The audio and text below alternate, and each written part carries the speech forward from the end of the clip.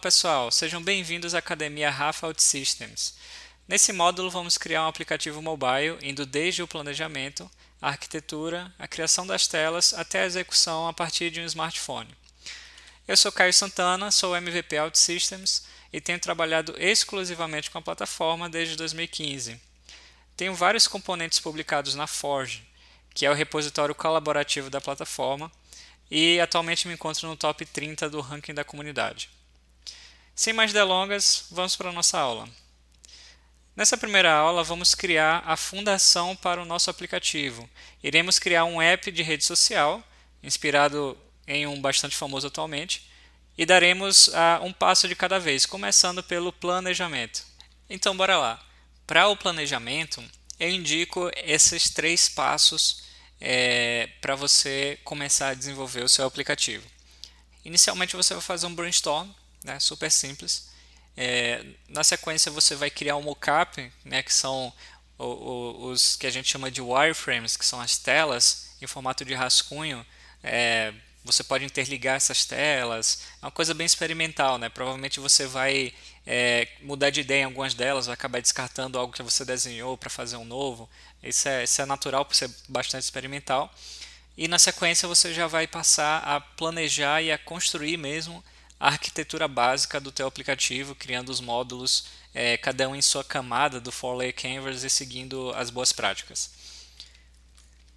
O brainstorm, bom, é um exercício bem simples, acho que não tem muito segredo.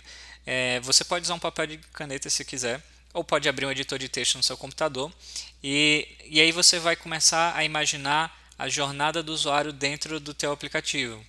Isso é, desde o momento que ele abre o aplicativo no dispositivo dele, o celular, um tablet, e até as telas que ele deve navegar para usar todos os recursos que você planeja implementar no teu aplicativo. E aí aqui para o nosso caso, como a gente vai construir um app de rede social, aqui eu anotei algumas palavras-chave que vão me ajudar a me guiar na criação dos mockups, do mockup lá dos wireframes no passo seguinte. E aí eu vim com esses termos aqui, né? Inicialmente vai ter uma tela de login.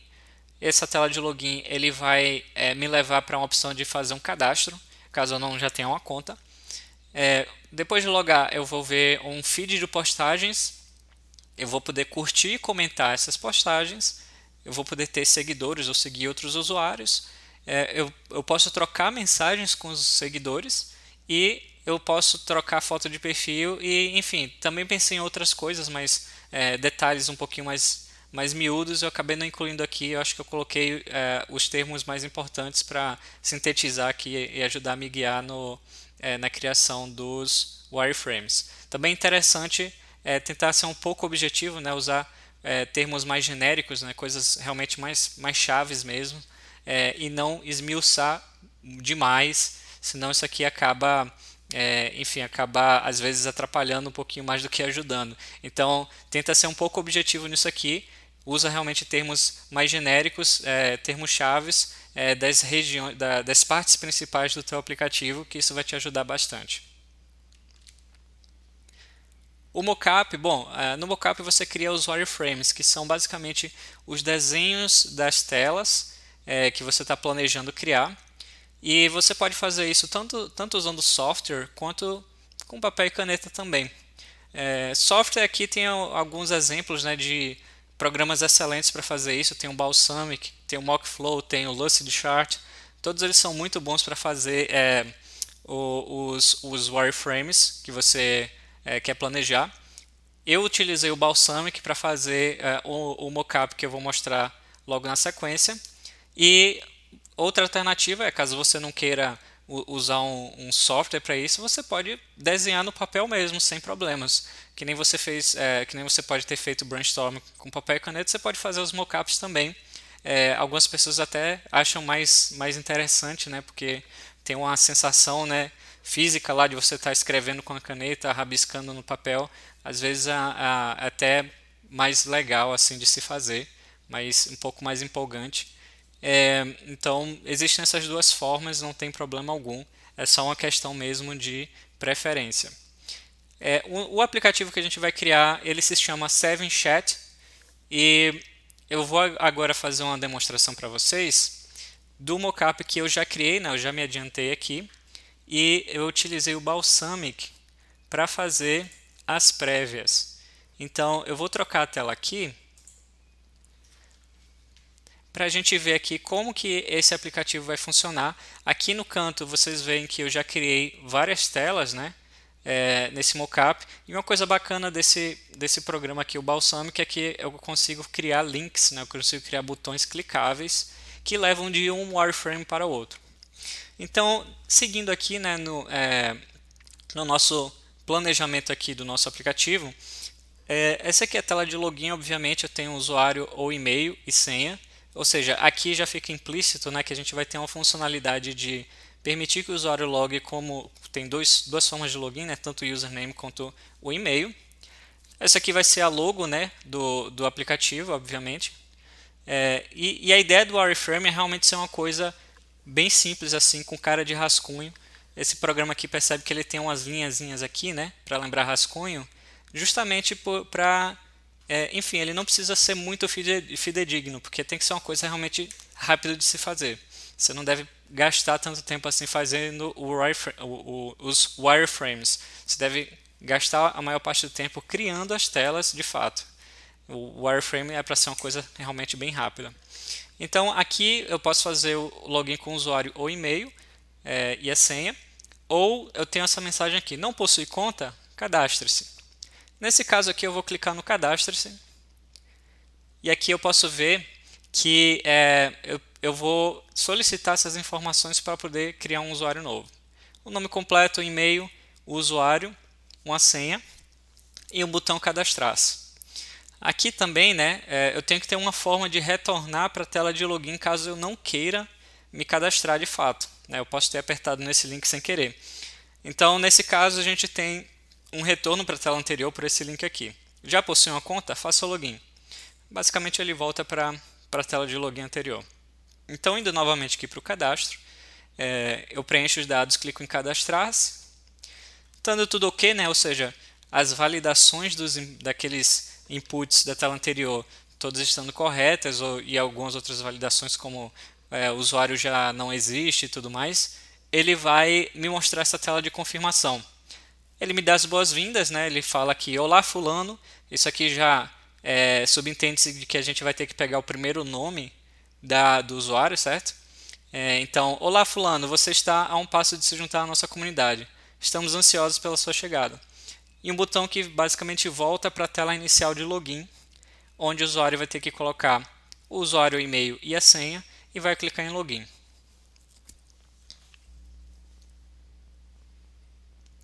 Bom, clicando em login, ele vai entrar inicialmente na tela de feed principal, ou seja, o feed de postagens, né, que vai listar postagens dos usuários que ele está seguindo, basicamente.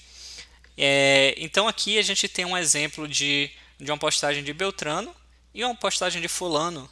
Fulano, nesse caso, a gente está se identificando como Fulano, tá? Então, ou seja, isso aqui é como se fosse uma postagem aqui que está um pouquinho escondido, uma postagem própria nossa, né, do próprio usuário aqui que está logado.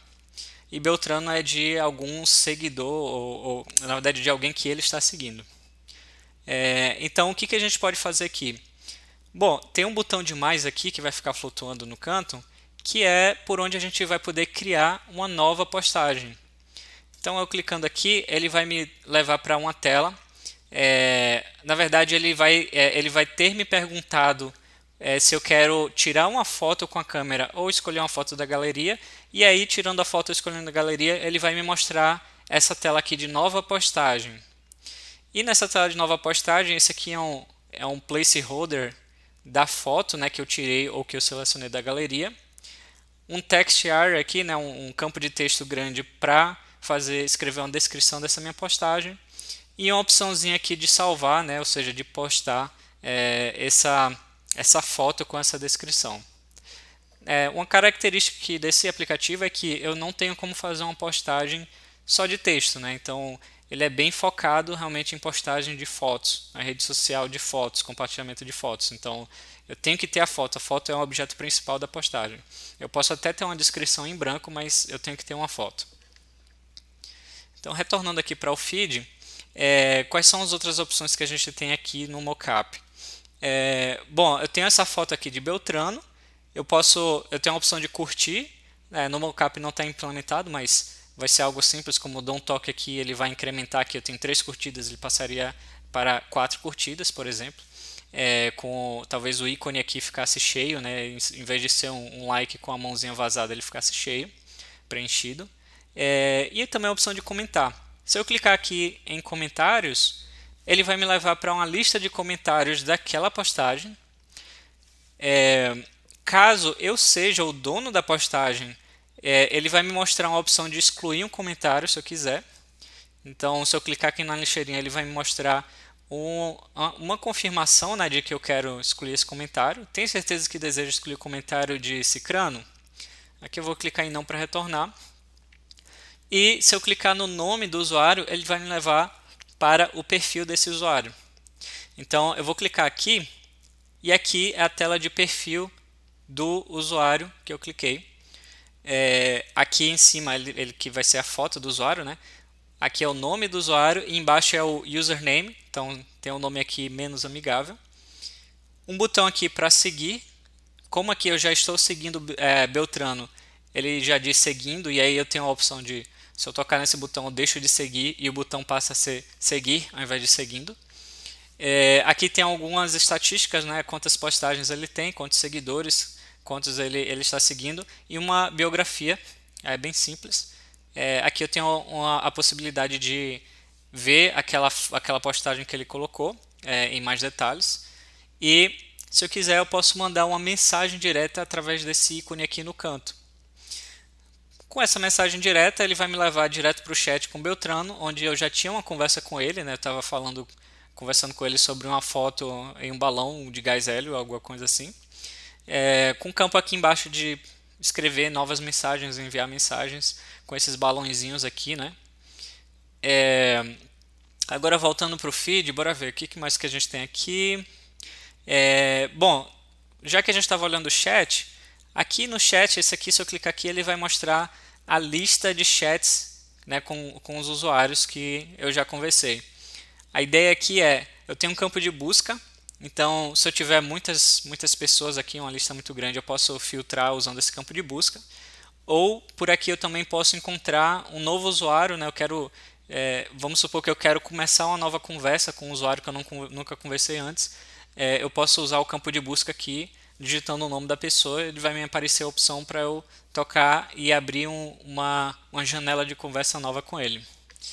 E aqui, bom, aqui eu tenho 2 chats, né, 2 conversas com essas 2 pessoas.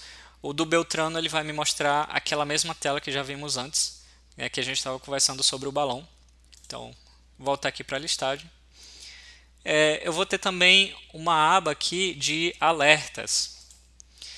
E aqui nessa aba, ele basicamente vai agrupar por dia. Então, eu tenho aqui um alerta de hoje. Eu tenho outro alerta aqui de alguns dias atrás, 13 de novembro. E ele vai ter basicamente esses tipos de alertas aqui. Fulano, no caso, esse Will te seguiu. E aí ele vai ter uma opção aqui, o botão seguir ou seguindo, né, para poder seguir a pessoa de volta se eu quiser. Aqui, Cicrano te seguiu também hoje. Alguns dias atrás, Beltrano curtiu uma foto sua.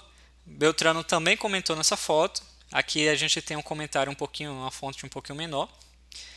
Cicrano, outro usuário, também comentou nessa mesma foto. Will também comentou nessa mesma foto. E aí você tem a opção de ver o perfil da pessoa clicando aqui. Então aqui é o Beltrano novamente. Ou voltando aqui para os alertas, você pode abrir a foto a qual eles estão falando alguma coisa, estão curtindo ou estão comentando, clicando nessa miniatura aqui. Nessa tela aqui, esse aqui é basicamente o meu próprio feed das minhas próprias postagens. Então veja que aqui só tem postagens de fulano, ou seja, aqui é basicamente a tela do feed de postagens filtrando pelo meu usuário apenas. Então essa é a foto do balão que a gente estava conversando lá no chat com o Beltrano. Aqui embaixo vai ter, isso aqui representa a descrição da minha postagem, né? Tá um texto achurado aqui. Aqui embaixo do meu nome ele vai dizer quanto tempo atrás ele foi postado, aqui está dizendo 14 minutos atrás. E como eu sou o dono dessa postagem, eu tenho a opção de editar esse post. Clicando no botão aqui de editar, é basicamente igual àquela tela de novo post, mas com a opção de alterar a descrição ou excluir a postagem se eu quiser. Né? Se eu clicar aqui, ele vai pedir para confirmar, né? Tem certeza que deseja excluir essa postagem? Vou clicar em não aqui para voltar. Então aqui eu posso alterar a descrição se eu quiser e clicar no disquetezinho aqui para salvar. Retornando aqui para o perfil, o que nós temos aqui, né? Esse é o meu perfil. Então, aqui no canto, você pode perceber que, diferentemente de você estar vendo o perfil de outro usuário, onde você via o botão seguir ou seguindo, aqui aparece editar perfil no lugar disso. Aqui também aquelas estatísticas de quantas postagens, quantos seguidores e quantos eu estou seguindo. Aqui é uma biografia minha. E aqui é uma galeria, né, em 3 colunas das minhas próprias postagens, das minhas próprias fotos.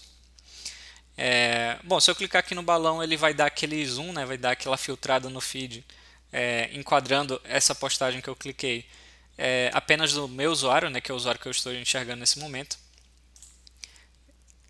Se eu clicar aqui em postagens, é a mesma coisa, só que aí a ideia aqui é que ele vai pegar o topo da lista de postagens. Seguidores, ele vai me mostrar uma lista simples de usuários que me seguem. Nesse caso aqui, eu só estou seguindo aqui o Beltrano e o Cicrano, certo? O Will eu não estou seguindo, então o que acontece é que o botão seguir aqui, é um botão seguir e não seguindo, por isso, né? E aqui seguindo é a mesma lista, mas aí aqui eu só filtro os usuários que de fato eu estou seguindo. Então o Will não aparece aqui por causa disso. E uma funcionalidade de busca aqui bem simples, né? E aí a opção de editar perfil aqui no canto. Basicamente me traz os campos semelhantes ao momento do cadastro de usuário, né? O nome completo, e-mail, a opção de mudar o usuário, mudar a senha, em botão de atualizar dados e, obviamente, a opção de alterar a sua foto de perfil, né? E tocando aqui ele vai te dar a opção de também ou tirar uma fotografia na hora ou pegar uma foto da galeria e fazer um upload lá no servidor e mostrar aqui. Beleza? Deixa eu só ver se eu esqueci alguma coisinha aqui. Então a gente tem o feed, o chat, os alertas. Eu acho que é isso. Ou é aquela coisa que a gente esquece na hora e logo em seguida, depois quando parar de gravar, lembra, né? Então, deixa eu só dar uma olhadinha aqui, mas eu acho que foi tudo. Ok, vimos tudo. Então, vamos voltar para a nossa apresentação aqui. Então, esse foi o mockup, né, que eu montei usando o Balsamiq. Bom, eu poderia ter feito isso com outro software ou até feito no papel. Enfim, a metodologia aí pouco importa, né? O que é importante é realmente você tentar tirar um pouco do mundo das ideias e materializar mais um pouquinho como que vai ser a jornada do usuário no teu aplicativo. E, claro, né, os termos, as palavras-chave que eu anotei durante o brainstorm me ajudaram bastante aqui na criação dessas telas, sem sombra de dúvidas. Agora falando da arquitetura básica. A gente vai, primeiro, o que eu gosto de fazer, né, e que a gente vai acompanhar aqui na sequência eu uso um programa chamado Draw.io que ele me ajuda a criar de forma gráfica rapidamente como que um planejamento de como que eu vou criar os módulos seguindo as camadas do 4-Layer Canvas do meu aplicativo. Então, o 4-Layer Canvas, só dando uma introdução aqui para quem não conhece, a introdução realmente de Flash, Ele é uma arquitetura baseada em 4 camadas, que bom, é um conceito criado pela própria OutSystems, em que você tem essas camadas de cima para baixo, Orchestration e End User, que basicamente são camadas onde ficam os módulos que o usuário final acessa, né, onde tem as telas.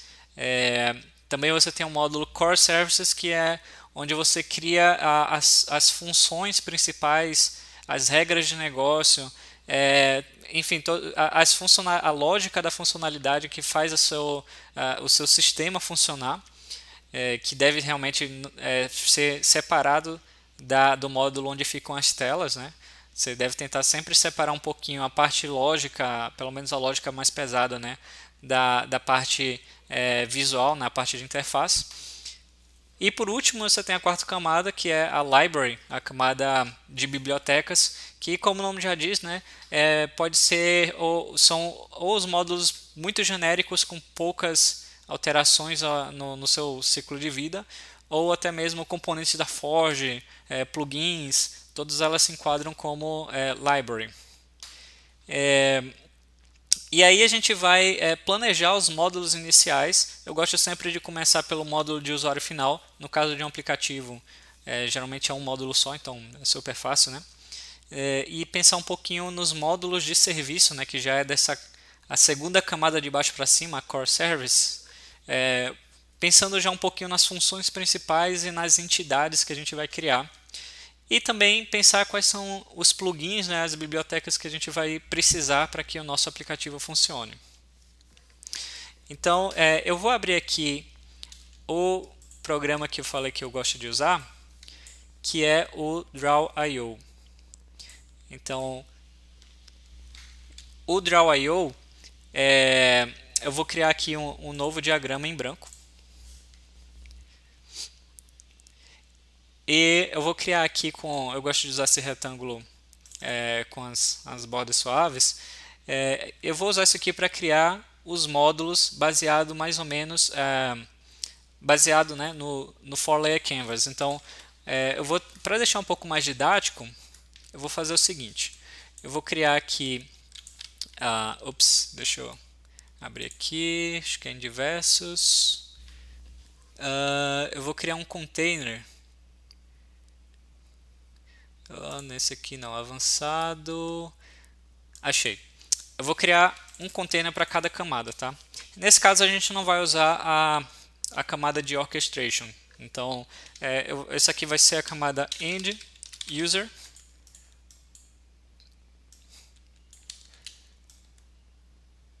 Então a gente está pulando a primeira camada de topo, que é a orchestration, a gente está indo para a segunda, né, a end user.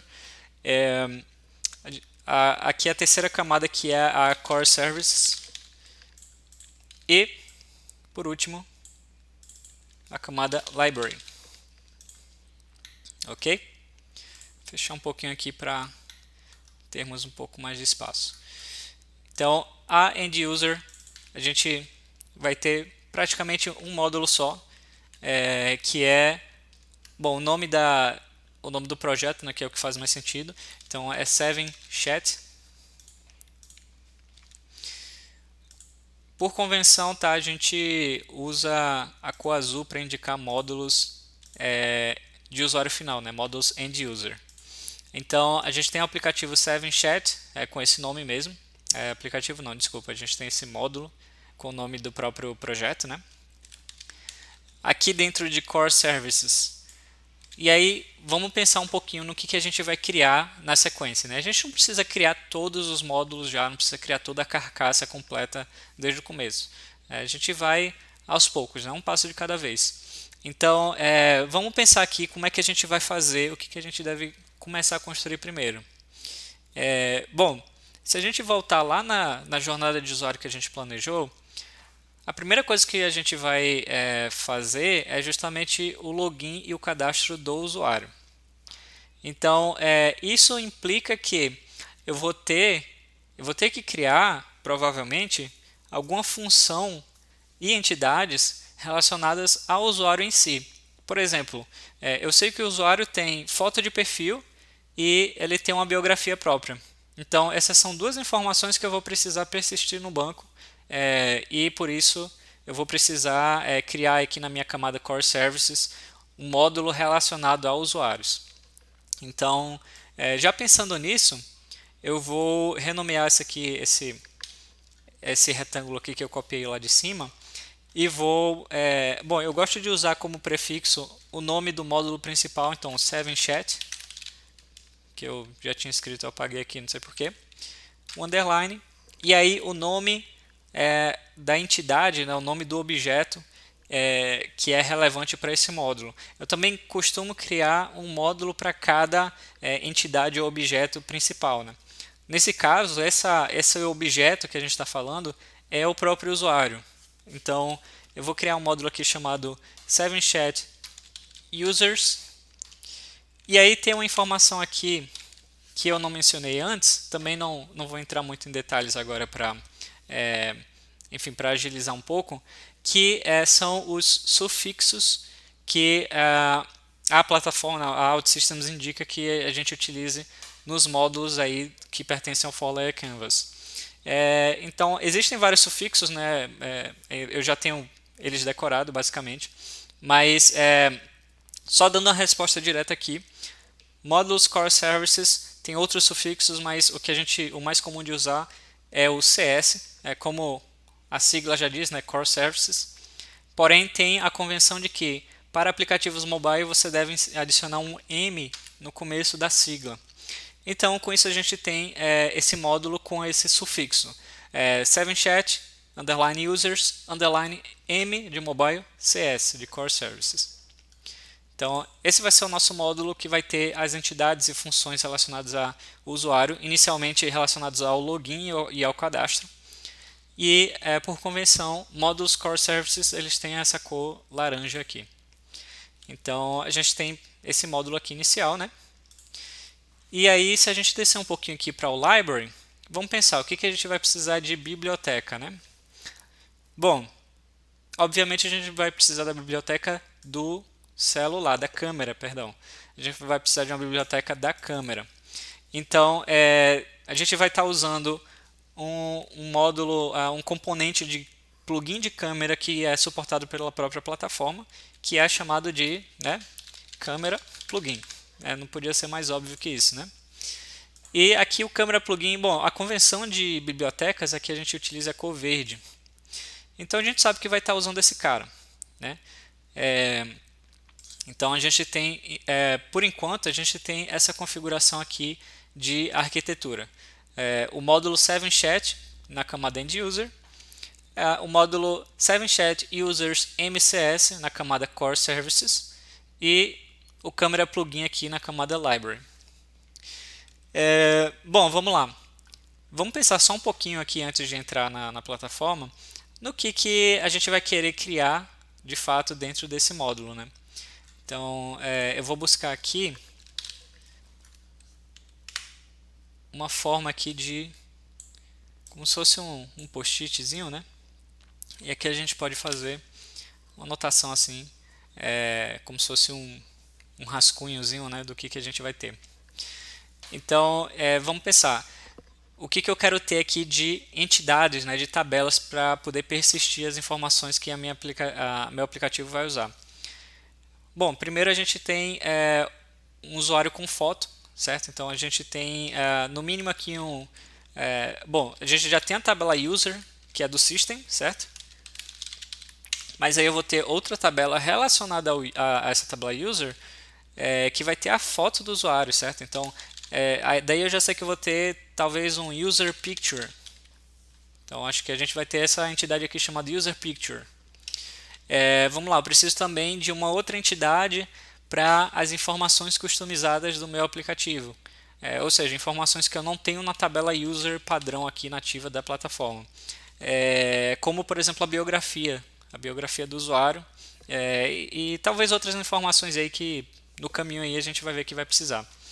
E aí para essa tabela, né, a gente cria ela como uma tabela complementar à tabela user. Tabela complementar, ou seja, que ela tem uma relação 1 para 1 ali, né? A gente pode chamar ela de user info, acho que já atenderia. E aí todos esses campos customizados a gente coloca nessa entidade user info aqui. Beleza? Eu vou colocar aqui, dar um efeitozinho assim legal. Tem a opção aqui de diminuir um pouquinho o texto. Então, para vocês verem aqui que na verdade é uma metodologia, né? Não é só abrir o Studio e já começar a codificar, né? Eu poderia fazer isso, mas eu acho que assim fica um pouco mais didático, né? Eu acho que planejar sempre é uma coisa boa, né? A gente consegue ser mais certeiro quando a gente planeja. Então, beleza, a gente tem esses módulos. Eu posso aqui criar um conector aqui, né? O câmera plugin eu não sei se ele vai ser usado pelo módulo de usuário em si. Nesse momento não está muito claro para mim, né? Nesse momento que está claro é que aqui eu vou ter basicamente as funções de cadastro do usuário, né? Para fazer o login e o cadastro, né? Então, aqui eu vou criar outro post-itzinho dessa vez com as actions principais, né, que a gente vai estar criando aqui. Então, a gente vai ter uma action de login. Essa action de login provavelmente vai ser um que a gente chama de wrapper, né, que é uma função que encapsula outra função interna. No caso, a gente vai estar encapsulando a função de login nativa da plataforma. Provavelmente a gente vai criar isso aqui tanto por questão de organização e arquitetura, como para incluir, enfim, talvez a criação de registro nessas tabelas customizadas user picture, user info que a gente está fazendo. Que mais que a gente vai ter? A gente vai ter, bom, claro, a gente vai ter uma função de create new user, e como eu sei que eu tenho a possibilidade de editar um perfil, editar o meu próprio perfil, eu também vou ter a opção de update existing user, ou melhor, deixa eu talvez chamar isso aqui de update user profile. Acho que fica um pouquinho mais claro, né, de que enfim, remete aquele botão lá de editar perfil lá na tela, né? Então, aí eu vou dar uma corzinha diferente para esse aqui, botar um roxo. Então beleza. Bom, isso aqui já dá uma noção bacana do que a gente tem que fazer. E aí, o que eu vou fazer agora é botar a mão na massa na plataforma. Então, aqui eu vou abrir aqui. Então, aqui no Service Studio, eu vou começar já criando o meu application. E aí, bom, especificando uma coisa que, para quem ainda não está muito familiarizado, application e módulo no conceito do OutSystems não é a mesma coisa. O application você pode entender como se fosse um agrupador de módulos. Então, esse desenho aqui que a gente fez, todo ele pertence a um application só, né? A gente tem aqui 1, 2, 3 módulos, todos eles pertencem ao mesmo application nesse caso. Então, eu vou criar aqui Start from Scratch, né? Criar uma aplicação do zero. Eu vou escolher aqui Phone App, e aqui eu vou chamar de 7chat. E eu vou escolher um ícone que eu já tenho aqui pronto, com uma logo aqui para o nosso aplicativo. Aí, que bonito. Perceba que ele já escolhe aqui a cor primária, né, do nosso aplicativo. Eu vou na verdade dar uma escurecida, que acho que fica um pouquinho mais vivo, mas é bem interessante. Ele pega já, ele tem algum algoritmo aqui de cor predominante, e ele já seleciona aqui automaticamente. Então vamos criar aqui nosso aplicativo.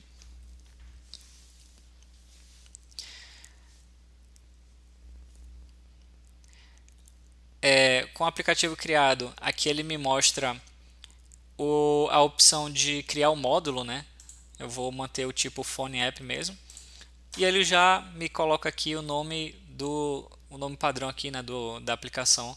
Ele já coloca como nome do módulo também. E é isso mesmo, eu vou criar dessa forma.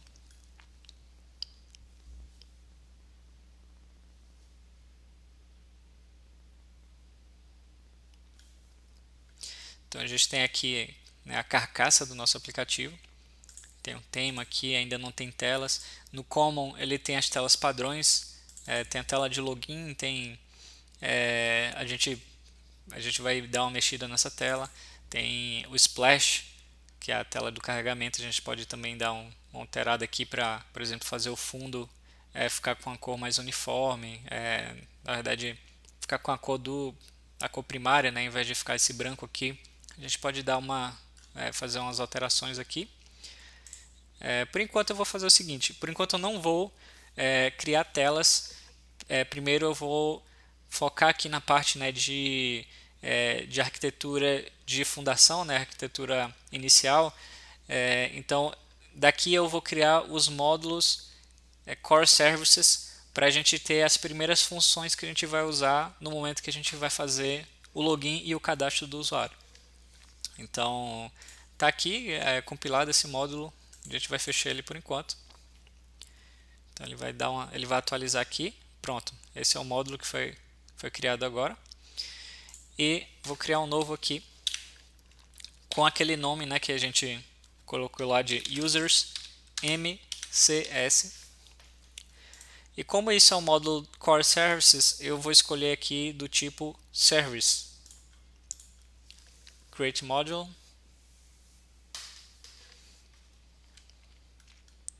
Ok, é um módulo zeradinho. Então, eu já vou aqui criar um diagrama. E aqui no diagrama eu já vou começar a modelar o nosso banco de dados, certo? Inicialmente eu vou arrastar para cá a tabela user padrão aqui do system. Como ela é uma tabela referenciada, né, os atributos eles ficam cinzas aqui, a gente não consegue alterar, mas tudo bem. Isso aqui como eu falei, né, por isso que a gente tem a necessidade de criar uma nova tabela complementar para colocar informações de usuário específicas para o nosso aplicativo. Em outras palavras, eu não consigo incluir aqui na tabela user um campo de biografia para mostrar lá no nosso perfil lá do app. Por isso eu vou ter que criar uma nova tabela aqui, né, uma nova entidade. Eu vou chamar ela de user info. Deletar esse 2 aqui que ficou. Aí ele tem um ID. Aí o que eu posso fazer aqui eu vou mudar isso aqui para user ID. E o data type eu vou colocar como user identifier. Isso aqui me traz a seguinte segurança. Como o user ID é a chave primária dessa tabela, né, que ele é identificado por essa cor vermelha aqui, e bom, por essa opção aqui de perdão, se eu tenho mais de uma tabela, mais de uma coluna, eu tenho a opção de alterar o identifier da tabela, clicando com direito e clicando em Set as Identifier. A primeira coluna, por padrão, ela já vem como identifier. Então, eu sei que ela é o identifier por causa dessa cor vermelhinha aqui, certo? E isso me dá a segurança de que eu só vou ter um registro dessa tabela UserInfo por User ID. Ou seja, para aquele mesmo usuário, com aquele mesmo ID de usuário, eu só posso ter um UserInfo para ele. Eu não tenho como ter dois, porque daí eu teria dois registros com o mesmo User ID e por ser o campo da chave primária é impossível você ter esse tipo de duplicidade no banco de dados. Uma coisa interessante aqui é o delete rule. Eu gosto de trocar aqui para delete, porque caso você tenha alguma rotina, alguma outra aplicação que faça limpeza, exclusão de usuários, ele vai excluir em cascata os registros aqui nessa tabela complementar. Caso contrário, a outra aplicação que faz essa limpeza de usuários vai começar a ter problemas, porque ele não vai conseguir deletar usuários com registros nessa tabela UserInfo, se isso aqui estiver como protect. Também não escolho ignore, porque, bom, se eu quis deletar esse usuário, não tem para que eu deixar lixo, entre aspas, nessa tabela, né? Que é o que aconteceria aqui. Se eu deixo ignore e eu deleto um usuário que tem um determinado registro correspondente aqui no UserInfo, ele iria deletar o usuário na tabela user e ia deixar o lixo lá no user info lá, órfão, né, com um user ID apontando para um registro que não existe mais. Então, isso aqui, como não me interessa, acho que o que mais sentido, faz sentido aqui é escolher delete rule como delete. Então aqui, vamos lá, eu tenho o user info, chave primária user ID, ok, tá legal isso aqui. E eu vou criar aqui já o meu campo de biografia. Então eu vou chamar de biography. É o tipo text, ok. O tamanho aqui está bem curto, então eu vou botar, deixa eu ver aqui quanto que a gente colocar 500. Também não é um texto muito grande assim, né? Obrigatório não. E vamos lá, o que a gente pode fazer aqui? Acho que colocar talvez, né, uns campos de log, né? Então, created on, colocar obrigatório, padrão occur, date time. Então isso aqui um registro recém-criado vai, o padrão desse valor vai ser a data e hora atual. Colocar também created by,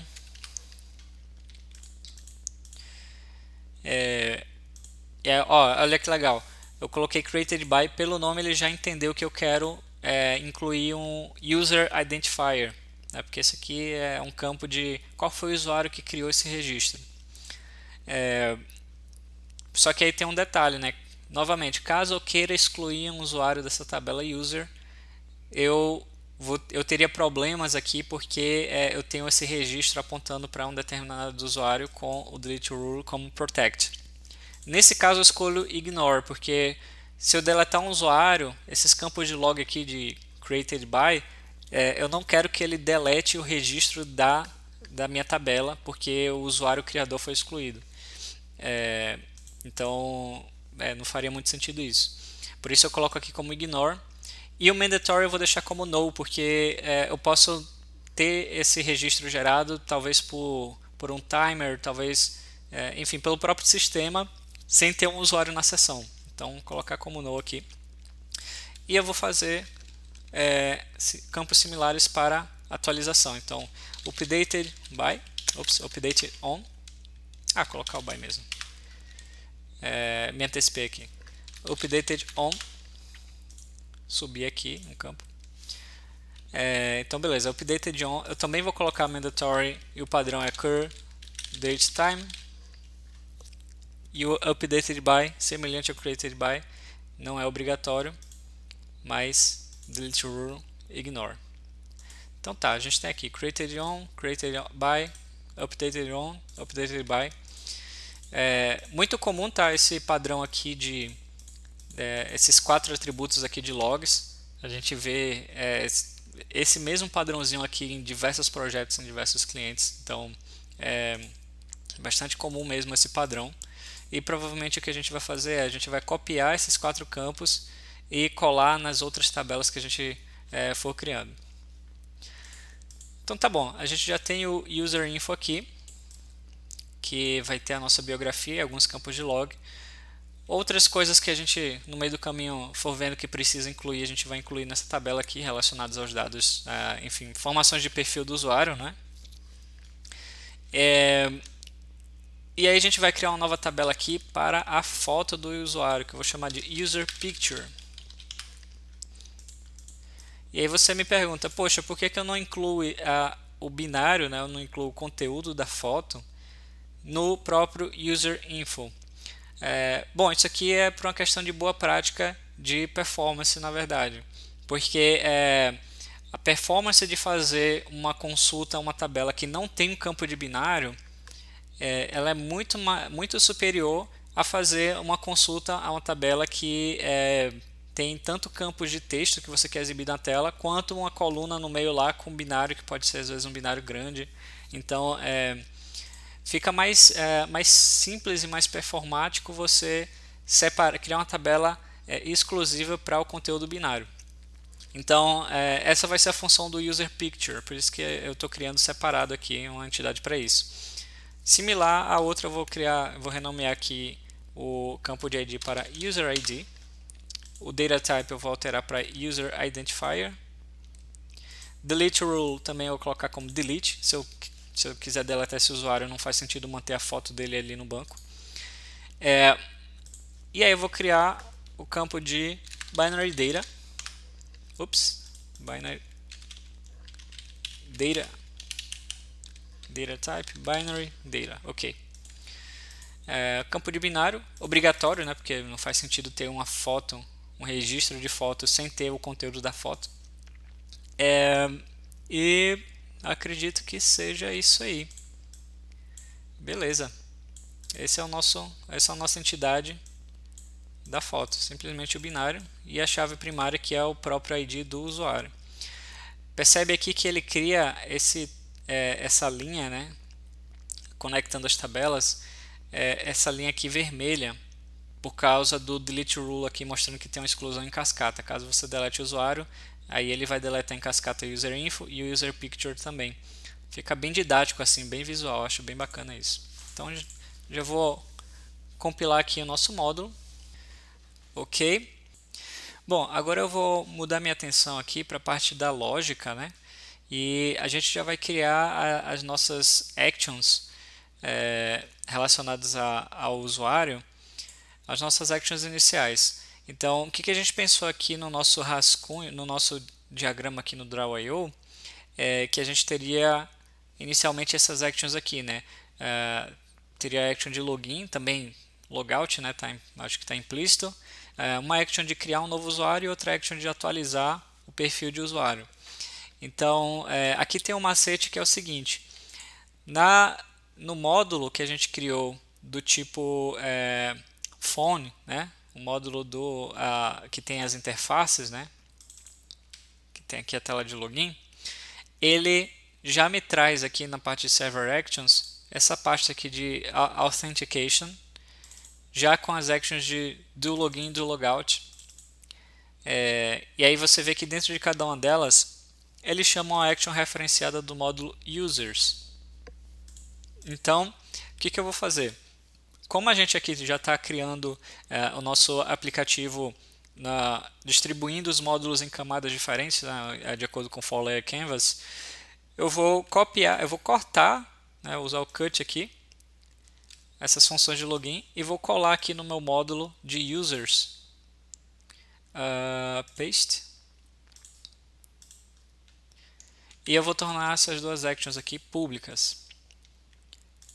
Também tem um detalhezinho aqui, eu não sei se isso é algum defeitozinho, que é o seguinte: a opção Remember Login, se você reparar na interface da tela de login que ele já cria automaticamente, ele tem essa opção aqui, Remember Me, para poder lembrar o seu login, né, na próxima vez que você abrir esse aplicativo.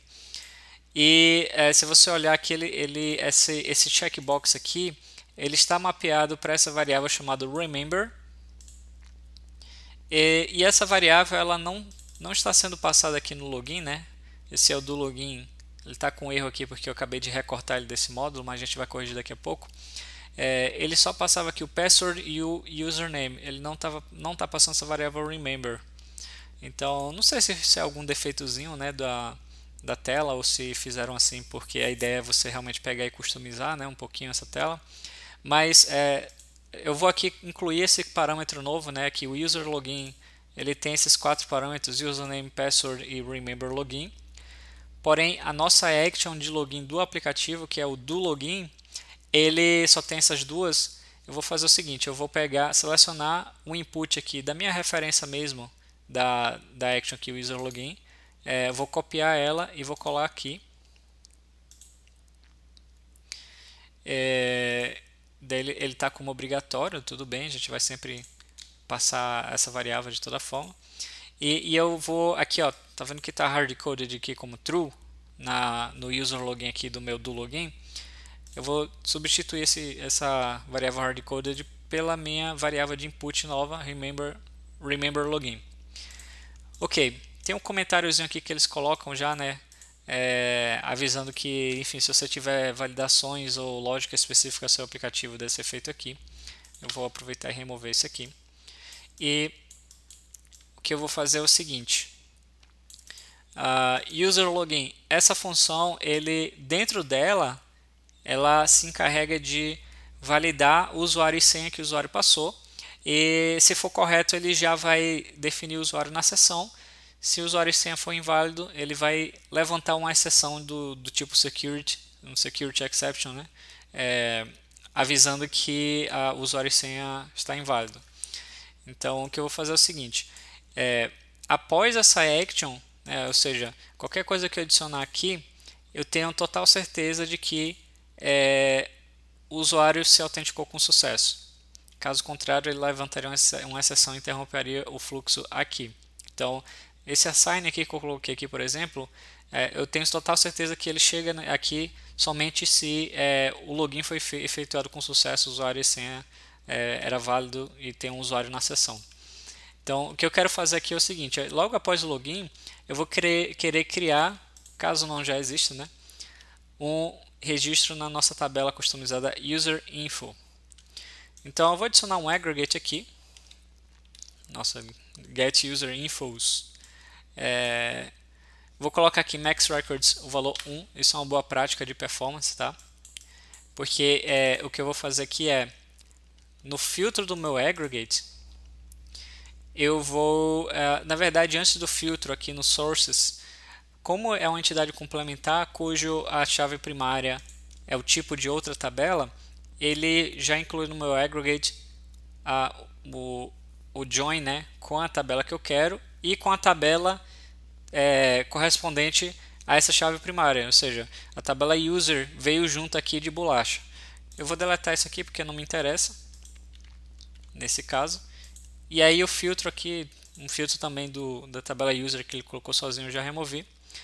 E o que eu quero filtrar é, na verdade, pelo campo user ID do meu user info, que ela deve ser igual a get user ID, abre e fecha parênteses, que isso vai retornar o ID do usuário que acabou de logar. Então, esse aggregate vai retornar esse registro, caso exista ou não. E o que eu vou fazer é o seguinte, eu vou setar registros iniciais. No current desse aggregate, esse aggregate retorna uma lista. Como ele só tem um registro, a gente até colocou no Max Records 1 nele, a gente pode confiar no current dele, já que ele nunca vai trazer mais do que um item, ele vai trazer 1 ou 0 itens. Nesse caso a gente vai fazer o seguinte, eu vou vou criar um assign apontando para o campo user ID do current e eu vou setar para o get user ID novamente. Por que eu estou fazendo isso, né, apesar de parecer redundante? Porque caso essa consulta nesse aggregate retorne vazio, ou seja, um usuário que acabou de logar e não tinha, enfim, é um usuário que já existia e nunca fez login nesse aplicativo antes, por exemplo, o user ID, o current vai vir todo nulo, certo? Então, esse record ele vai vir com todos os campos nulos. Então, o user ID também vai estar nulo, vai estar como null identifier. Para corrigir isso, eu coloco aqui o user ID igual get user ID. E caso já venha um registro aqui, né, se esse aggregate trouxer algum resultado, o campo user ID já vai ser igual ao valor retornado do get user ID, pois esse é o mesmo valor que a gente está usando no filtro aqui do aggregate. Então, acaba sendo um assign que não tem impacto, né? Nesse caso ele não teria efeito, né? Porque você estaria setando um valor igual a um valor que ele já é. Mas isso aqui é só uma questão, né, de manter seguro. Se o user ID vier nulo, a gente coloca o get user ID. E em seguida eu vou chamar o create or update user info, que isso aqui vai assegurar de que eu vou ter um registro criado nessa tabela para aquele usuário assim que ele fizer o login, caso ele já não tenha. Se ele já tiver um registro nessa tabela, enfim, ele vai fazer um update aqui, né? Na verdade, ele não vai alterar nenhum dado, porque a gente só está setando o campo user ID dessa tabela. Mas a ideia aqui é o seguinte, aqui a gente tem a biografia, né? A gente não vai mexer em nenhum desses outros campos por enquanto. na verdade, a gente vai incluir, como a gente está fazendo um create update, a gente vai só definir aqui, alterei um campo que já existia, a gente vai só definir os campos de log, né? Esses 4 aqui, seguindo aquele padrãozinho, né, que é bastante comum, né, que a gente usa em vários locais.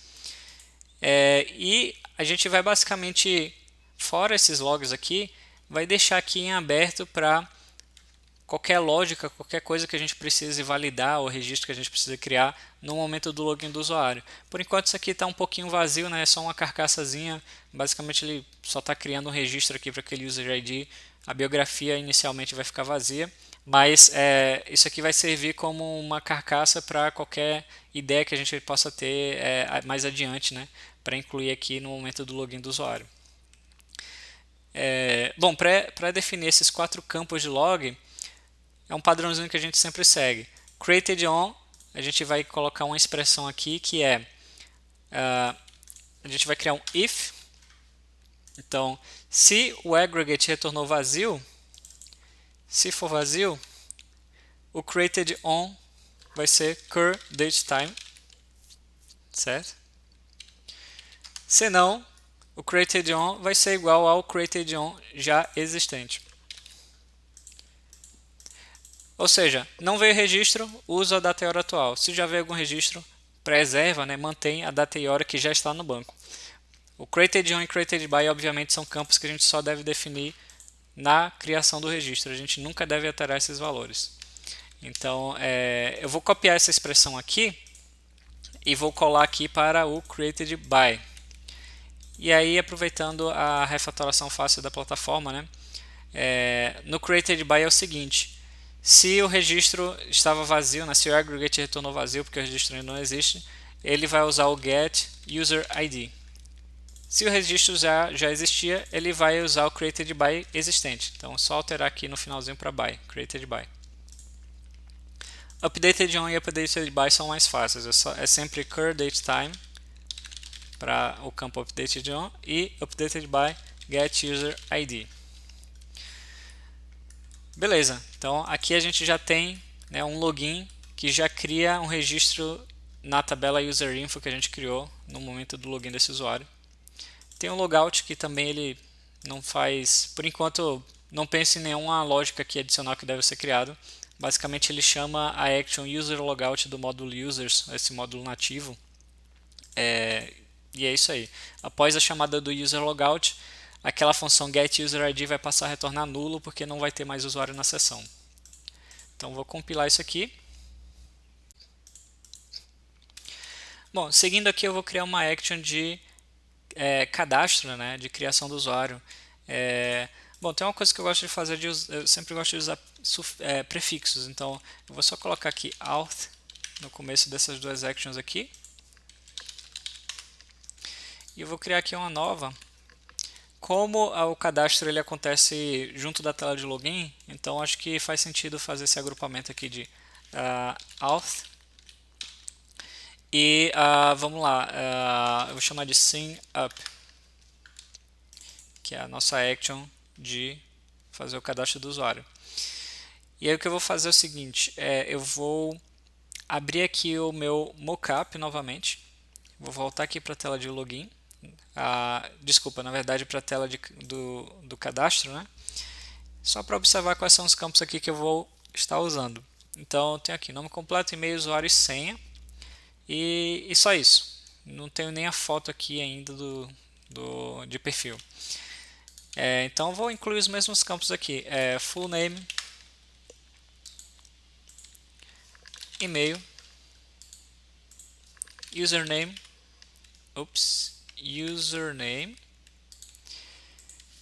password. E aí aqui eu vou aproveitar, talvez a gente não utilize, mas é sempre boa prática, né, retornar o identificador do registro que você acabou de criar, certo? Então eu tenho aqui a action de cadastro, por enquanto vazia. Já vou deixar ela pública, tá? Vou fechar aqui para ter um pouco mais de espaço. E eu vou fazer o seguinte. quais são as validações que a gente vai ter no sign up, no cadastro. Bom, obviamente, né, você precisa se certificar que os campos estão preenchidos. Então, já para incluir uma camada de segurança aqui, eu vou criar as validações para verificar se os campos estão preenchidos corretamente. Então, phone name tem que ser diferente de vazio. E aí eu vou criar aqui embaixo, em Exceptions, eu vou criar uma exceção customizada. Aqui dentro de User Exception, se eu clicar com direito, eu tenho a opção de incluir uma exceção custom, né, uma exceção personalizada, digamos assim, né? Eu sempre gosto de criar uma exceção chamada de Validation. E aí eu arrasto aqui, ó, e crio as validações. A full name é diferente de vazio, né? Ou seja, o nome foi preenchido. Então, se for verdadeiro, eu quero que desça. Então, eu vou dar um swap connectors aqui. Pois, se for falso, né, se o nome estiver vazio, aí eu vou para uma validação. E aí, só para facilitar, eu vou fazer o seguinte. Apesar do código que eu estou fazendo estar em inglês, todas as mensagens e interfaces eu vou criar em português. Então, aqui na validação, eu vou escrever uma mensagem em português que diz que o nome completo deve ser preenchido. Ok? Então, vou criar aqui as outras validações, e-mail, né, a mesma coisa. Criar uma nova validação. E-mail diferente de vazio, desce como true, senão ele vai para a validação, colocar o e-mail deve ser preenchido. Aí aqui fica um exercício, tá? Para quem quiser, idealmente, após verificar se o e-mail foi preenchido ou não, você deve usar alguma função que valida se o e-mail valida se o e-mail tem um formato correto, né?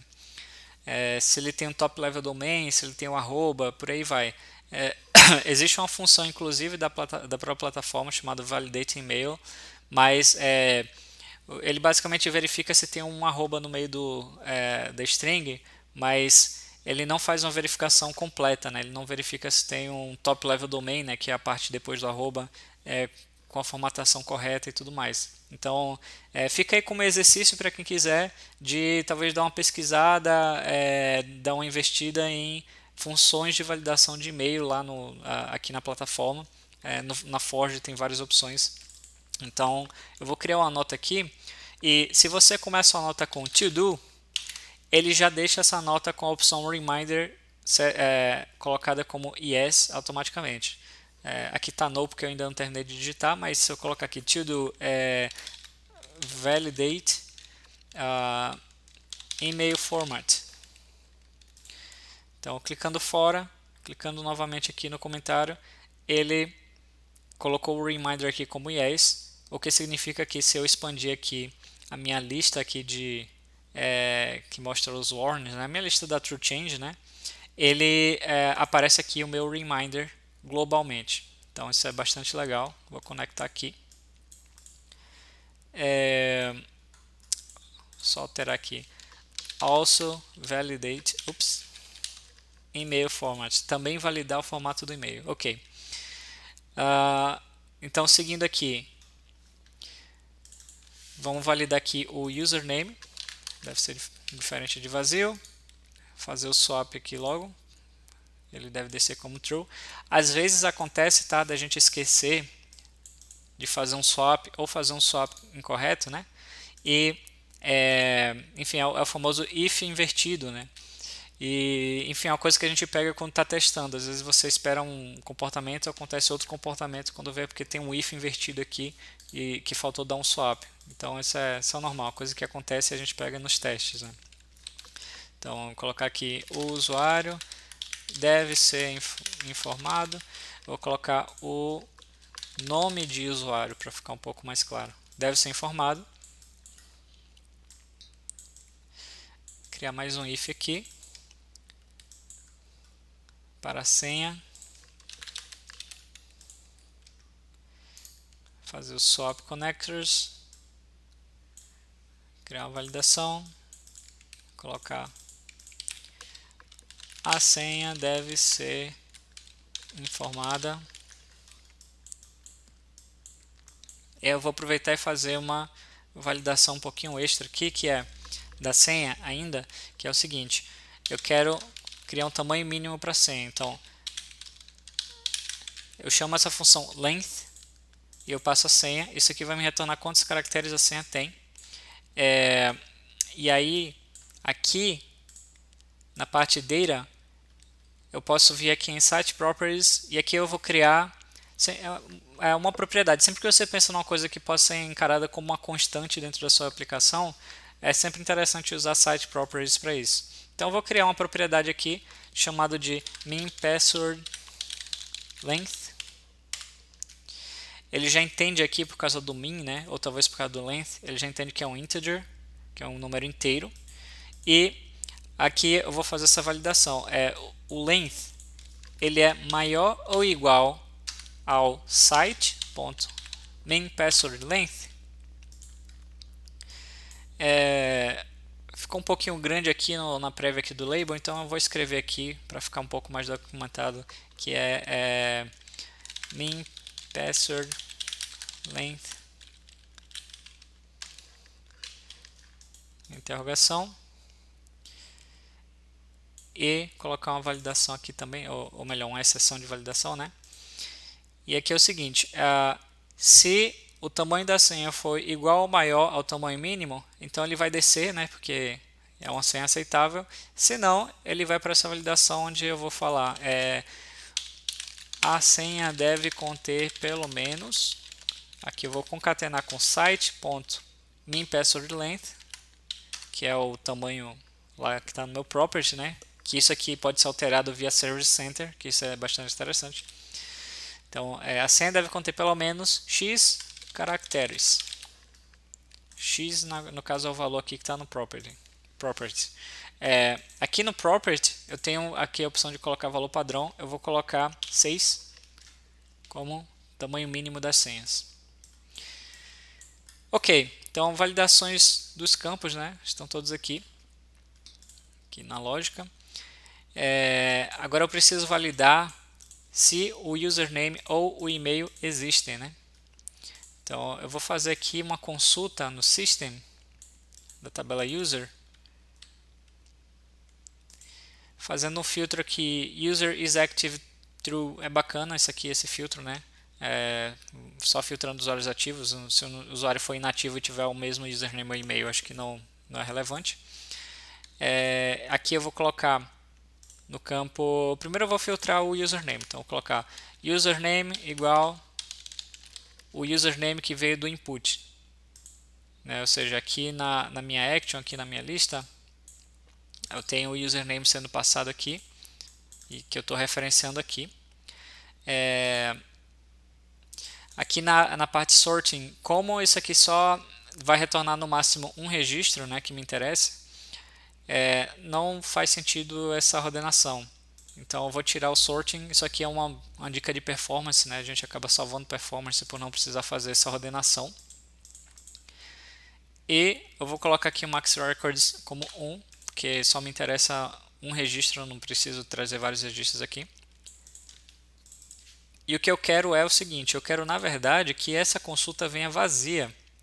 Porque se ela trouxer algum registro, significa que já existe um usuário com aquele username especificado aqui no signup. Então, aqui no meu if eu vou verificar se esse aggregate veio como empty. Get users by username empty. Vou alterar o label aqui para ficar um pouco mais amigável. Username already exists. Na verdade ficou... Eu vou fazer o seguinte, eu vou inverter aqui na lógica, fazer uma negativa, eu vou colocar um not no começo. Ou seja, se não veio vazio, se esse aggregate não veio vazio, significa que o username já existe, o nome de usuário já existe. Então, o lado true aqui, colocar uma exceção aqui de validação, no caso de já existir, ele vai trazer essa mensagem de erro. Este nome de usuário já existe. por favor, utilize outro nome. Ok, agora eu vou fazer uma cópia desses dois aqui, colar.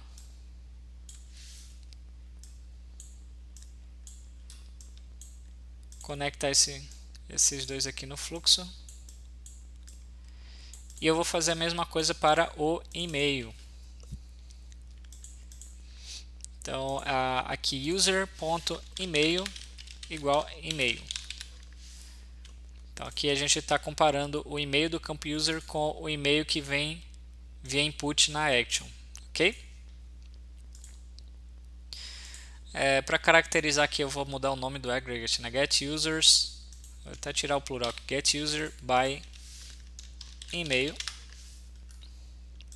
E aqui get users, terá que get user by username. Ok. Aqui o label do get user by email, na verdade não é username, é email already exists. O e-mail já existe. Se já existir, ele vai trazer essa mensagem de erro. Este e-mail já existe. Por favor, utilize outro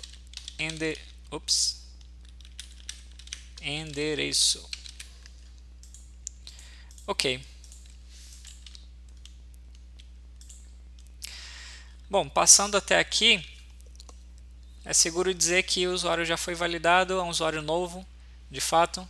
Então, aqui a gente vai criar o nosso registro na tabela user. Então, eu vou criar uma variável local chamada userRecord. E aqui eu vou criar um assignment, ou um assign, definindo os registros dessa tabela que são relevantes. Então, o name vai ser o full name, username,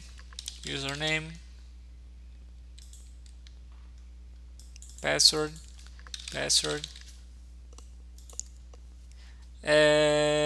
e name for name, e-mail, faltou e-mail,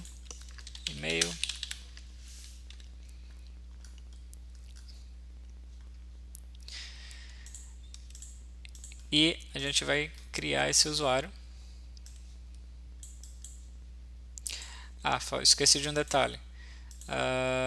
Que isActive, ele por padrão, se eu não me engano, já vem com true, mas eu sempre acho interessante incluir no assignment antes de criar, porque fica mais claro qual é o valor que está sendo passado, né? Então é aquela questão de manutenção versus enfim, na verdade, legibilidade, né? Questão de legibilidade, né? Que fica mais claro, mais legível aqui. Então, o create user vai receber esse record que a gente acabou de definir nesse assign. E aproveitando, né, a gente pode também criar o registro na tabela user info, como a gente já fez aqui no do login. Então, eu vou até aproveitar aqui, dei 2 cliques aqui. O que ele faz aqui? Vou copiar esses 2 caras aqui. Voltando aqui para o sign up, vou colar. Conectar aqui. Subi um pouquinho. E eu vou fazer uma refatoração, que é o seguinte: eu vou criar uma variável local chamada userinfoRecord. E aqui eu vou alterar todo esse pedaço aqui, né, desse assignment que estava definindo aquele aggregate da função de login. Eu vou alterar esse pedaço aqui por userinfoRecord. E aí tem um atalho para isso. Eu seleciono o pedaço que eu vou substituir, aperto Ctrl R de Replace, e aí ele já me traz selecionado aqui, né, o que eu quero substituir. E aqui Replace with, vou colocar userinfoRecord. Aqui eu vou marcar que é apenas dentro dessa server action. Isso aqui é importante, senão acaba alterando todo o módulo. E eu clico aqui em Replace e puff, ele já alterou quase tudo. Aqui no Created on e Created by, como a gente está criando esse registro do zero, não faz sentido essa lógica aqui do if, né, vendo se o registro já existiu ou não. ele sempre vai ser um registro novo. Então eu vou simplesmente deletar esse if e deixar o que a gente usaria na condição de um registro novo. E basicamente fica igual, created on, created by, e o updated on e updated by, eles ficam equivalentes aqui, né? Um com o outro, um com o outro. Então é isso. Aqui o create or update, como a gente está criando um novo registro, eu vou alterar só para create user info em vez de create or update. Faz mais sentido. O source vai ser o record e a gente, claro, né, precisa retornar o user ID aqui nessa action. A gente tem esse output user ID que vai receber o retorno de create user ID.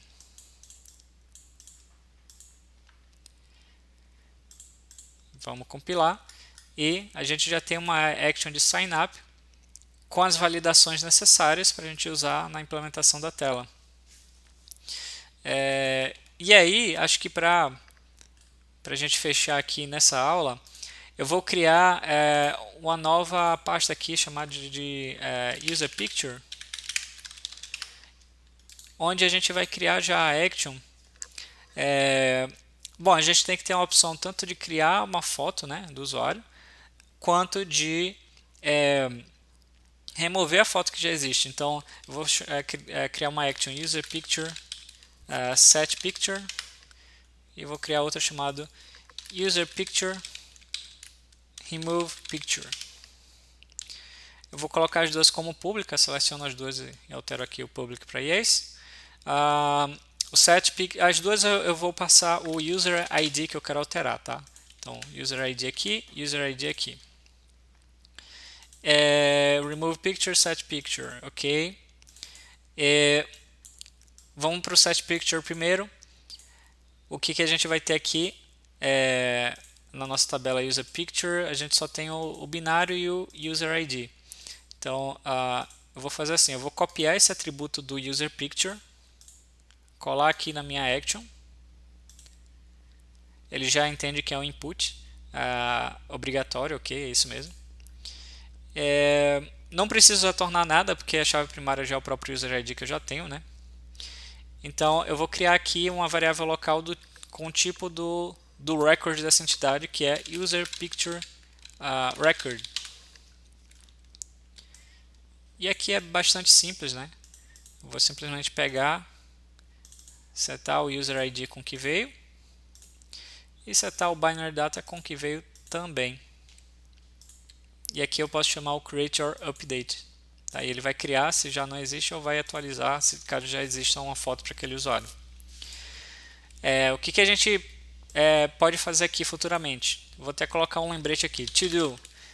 A gente pode comprimir a imagem que veio do usuário. Isso é principalmente no cenário de dispositivos móveis que a qualidade das câmeras variam muito, né? A gente tem uma gama enorme de câmeras com resoluções muito diferentes. Então, às vezes você tem um celular ou um dispositivo, um tablet, um smartphone que seja, com uma câmera muito high definition, né? Muito high-end, que gera uma foto muito grande e aí isso pode acabar onerando aqui na aplicação, no servidor, ter que armazenar essas fotos da forma que vieram do usuário. Então, idealmente, todas as fotos devem passar por um pipeline, né? Devem passar por um processo de compressão de foto antes de ser armazenado no banco de dados efetivamente.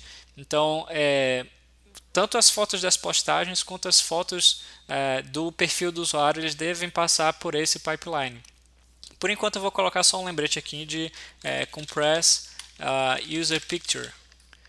E aí depois a gente pode dar uma olhadinha em alternativas para fazer essa compressão. Por enquanto a gente vai pegar o que o usuário mandou e vai salvar no banco de dados do jeito que veio.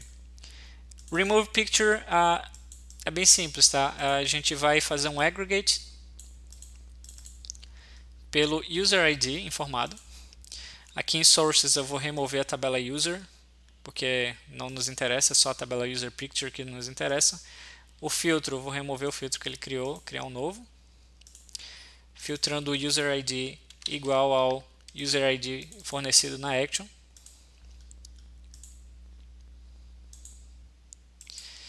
max records 1 e aqui fazer uma verificação simples. Se o user ID não veio vazio, desculpa, se o user picture não veio vazio, ou seja, has picture, ele tem uma foto, então ele vai chamar o delete user picture. Encerra o fluxo. A chave vai ser o próprio user ID, ou pode ser enfim, pode puxar tanto do input quanto do aggregate, tanto faz.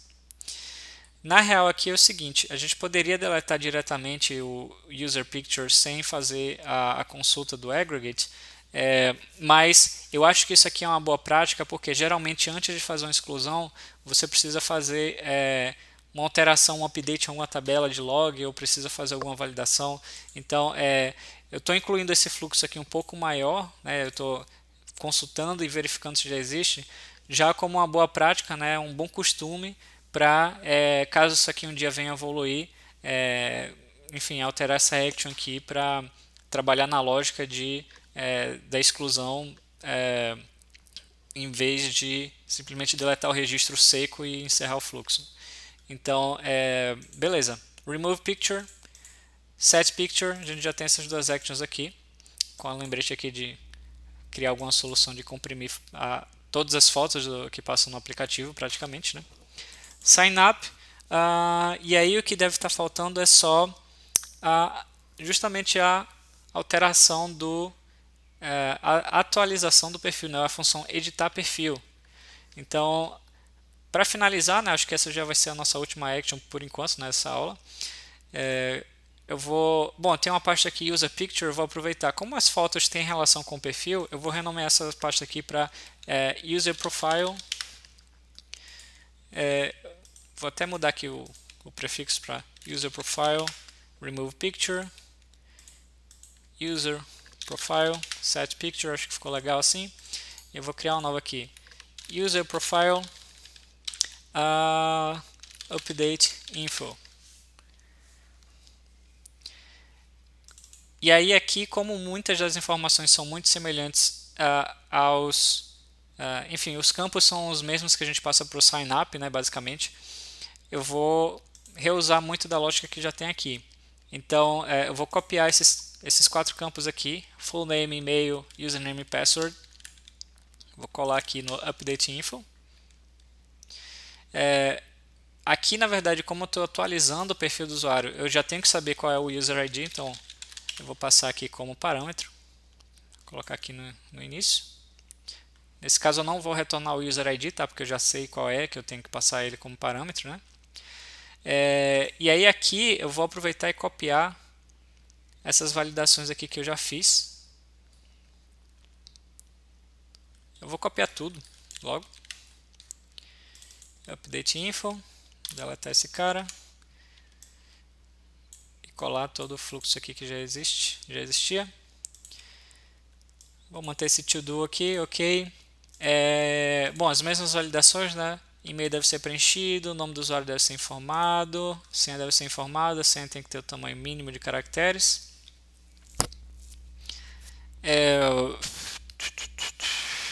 Aqui tem a implicação de segurança, tá? Que é o seguinte, a gente não vai passar a senha caso não seja a intenção do usuário alterar a senha.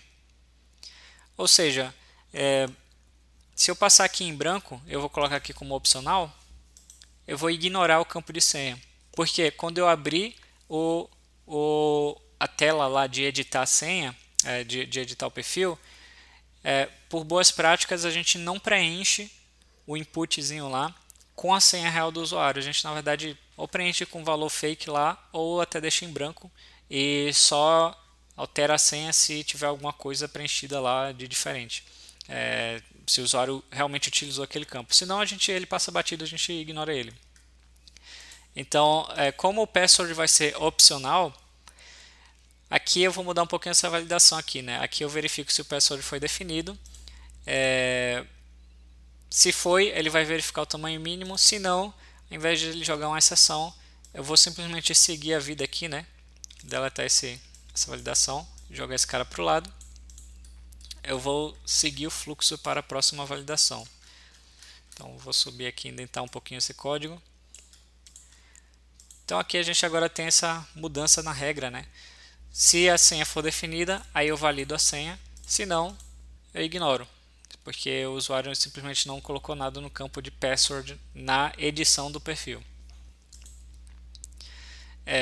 Beleza, aqui ele valida o username, se já existe, o e-mail se já existe, tudo ok. Bom, aqui eu também preciso fazer uma alteração, que é o seguinte. Vamos supor que eu estou... na verdade, vamos supor que eu nem alterei o username, certo? Eu passei o mesmo username que já existia antes. O que vai acontecer? Nessa consulta aqui, a gente tem os seguintes filtros. Me traga um usuário ativo, cujo username que eu forneci seja igual ao username do meu próprio usuário.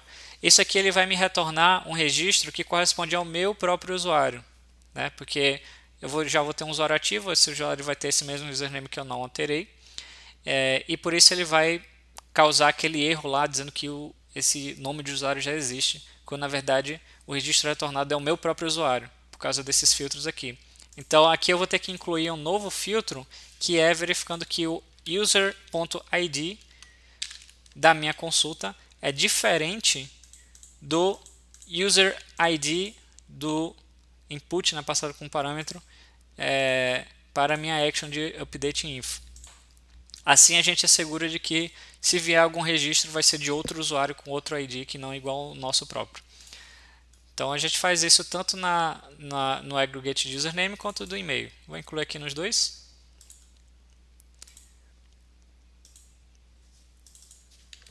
User.id diferente de user ID.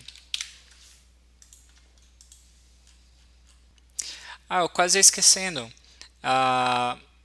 Qual que é a informação extra aqui, né, que a gente precisa incluir? É justamente a biografia, né? Vou chamar aqui de biography. Ok? E aqui eu vou fazer, vou colocar logo no começo aqui uma consulta pelo nosso user info através do user ID, porque a gente vai estar usando o retorno desse aggregate para atualizar os dados que já existem.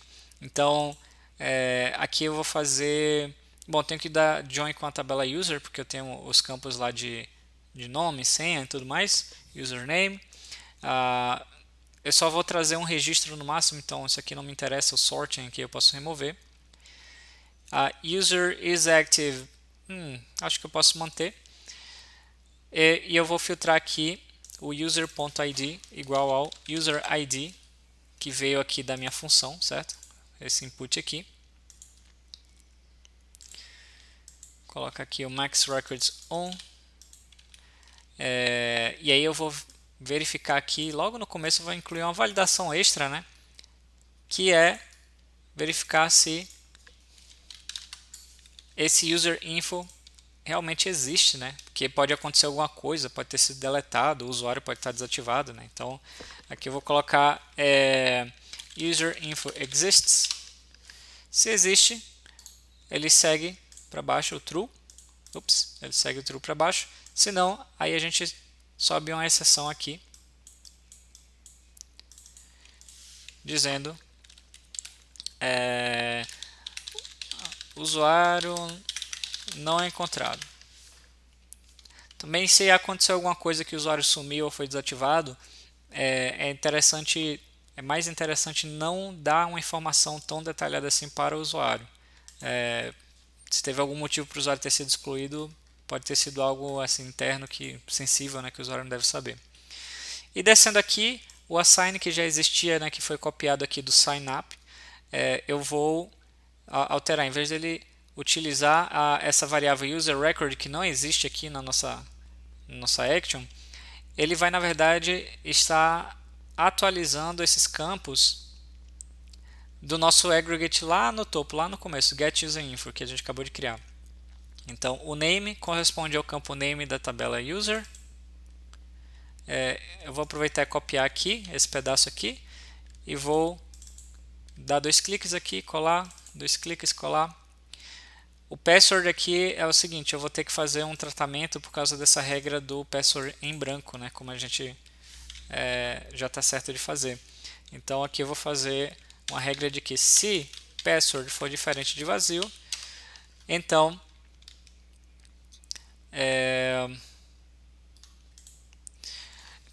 na verdade não é para passar o password aqui direto, tá? É para passar o encrypt password, que é uma action lá do users, para a gente não salvar a senha em texto puro no banco de dados. Então eu vou ajustar isso aqui daqui a pouco, mas se o password for diferente de vazio, utilize o próprio password sendo passado na função, se não, mantenha o password original. Então eu vou copiar aqui, ó, e colar, para a gente não ter essa alteração. E aí fazer a substituição aqui para e-mail. O isActive. Bom, lá em cima a gente já está filtrando que o usuário é ativo, né? Então isso aqui não é necessário. Então removi agora. E aqui a gente vai fazer em vez de um create user, vai ser um update user, que esse usuário já existe. Garantidamente, aqui vai pegar a entidade user do nosso get user infos. Vou até renomear aqui porque está um pouquinho estranho. Só para get user info, ok? Então, aqui ele está atualizando o getUserInfo.list.current.user, que a gente acabou de definir nesse assign. E aqui a gente vai definir os campos equivalentes para o UserInfo. O UserID ele já é garantido que vai estar definido, né, porque a gente valida lá em cima que veio algum registro nessa tabela. A biografia a gente vai conseguir setar, então eu vou substituir isso aqui pela biography. E os campos de log, como a gente vai só atualizar o UserInfo que já existe, eu não preciso me preocupar com created on e created by, então posso deletar esses dois aqui. E eu vou setar o updated on e updated by desses dois. Só remapeando aqui, né, refatorando, né, para pegar da lista do aggregate, já que a variável local não existe.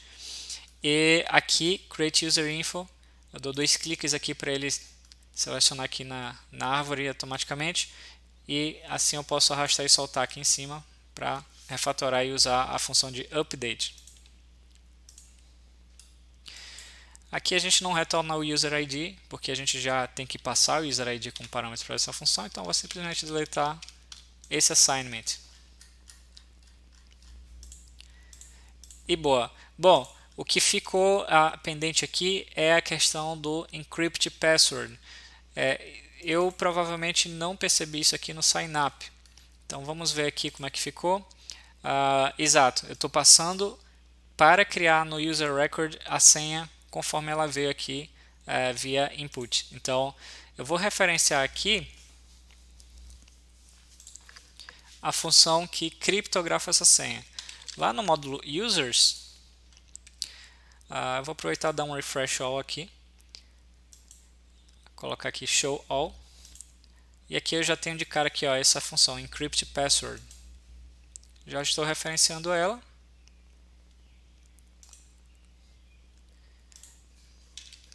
E aí a senha, em vez de eu passar a senha assim diretamente, eu vou chamar encrypt password.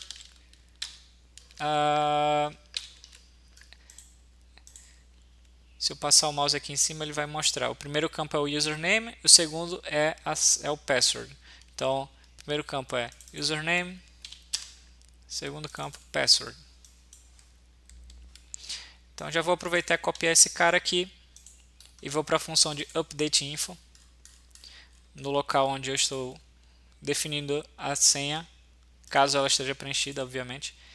E vou substituir aqui, ó, caso a senha seja definida, em vez de passar a senha diretamente, eu vou passar usando o encrypt password. Ops, esqueci de deixar essa action pública, então só esperar ela compilar. E aqui está. Então o que a gente tem aqui? Actions de login e logout, action de cadastro, que é o sign up, actions de editar perfil, setar uma foto de perfil e remover a foto de perfil existente. Ok? Então, para a gente finalizar, voltando aqui para o nosso PowerPoint, a gente já começou a gente já entrou no desenvolvimento do nosso aplicativo, né? Já criando a arquitetura básica. E quais são os próximos passos, né? O que a gente vai ver na próxima aula? A gente vai já começar a fazer uma coisa um pouquinho mais visual, né, em termos de interface do aplicativo. A gente vai mexer na tela de login, aquela que ele já gerou automaticamente, a gente vai dar uma mexidinha nela para adaptar as nossas necessidades e colocar basicamente o link de cadastro lá e fazer a própria tela de cadastro, fazer o fluxo de cadastro usando já essas actions de serviço, né, essas actions nos módulos core, no módulo Core Services que a gente criou, já com todas as validações e tudo lá já funcionando. Se tudo der certo, né, se não ficou algum bug ali, que eu acabei de codificar isso junto com vocês, né? Então, quando a gente implementar, a gente vai ter uma fasezinha rápida de testes ali e, enfim, pode ter algum bugzinho, alguma coisa que precise de ajuste, mas eu diria que a fundação inicial, pelo menos dessa parte de login e cadastro, já está feita e bom para ser usado. E também, né, como a gente vai testar o aplicativo, a gente vai fazer um overview sobre como instalar a versão nativa do aplicativo. Perceba que a gente precisa da versão nativa nesse caso, em vez de simplesmente usar a versão PWA, por exemplo, dela, que é aquela versão que roda em navegador, né? Porque a gente vai estar usando a câmera do celular. E para usar esses recursos nativos do celular, tanto a câmera quanto outros sensores ou recursos como Bluetooth, GPS e tudo mais, a gente precisa ter um acesso mais baixo nível do que o que um navegador oferece. Tem algumas exceções, por exemplo, localização é uma coisa que você consegue na versão PWA, mas a câmera é uma coisa que você realmente precisa em um pouco mais baixo nível e por isso precisa ser uma aplicação nativa. Então a gente vai fazer um overview sobre fazer uma instalação usando o emulador Android, que é mais simples, né, da gente instalar, né, é aberto, e também instalando em um celular Android, um smartphone real. Então a gente vai dar uma pincelada aí nesse processo. Pessoal, muito obrigado por terem acompanhado a aula até agora. Tem muita coisa ainda para a gente explorar aí nessa parte de mobile e espero ver vocês na próxima. Tchau!